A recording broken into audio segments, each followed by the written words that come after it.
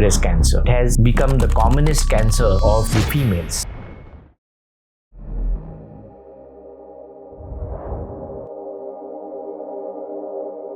It has overtaken the cervical cancer. 90% of the patients present with the benign breast conditions. Very important classification on which treatment of breast cancer is based. It's called as molecular classification. Stage 0 and stage 1, the survival is almost 100%. Stage 2A is 92%, and stage 4, the 5-year survival is only 20%. The nipple discharge may be one of the symptoms of malignancy of the breast, so we should never ignore it. Prognosis is how the tumor is behaving without the treatment, and prediction is how the tumor is going to behave with the treatment. There may not be really a lump, just a small dimple there. There might be early cancer lurking just beneath the skin. But there are some benign lesions where there is a risk of cancer. These are ductal hyperplasia. The risk is around 1.5 to 2 times. The tumor is larger, then we can actually consider giving neoadjuvant chemotherapy, reducing the tumor size, and then going ahead with breast conservation surgery.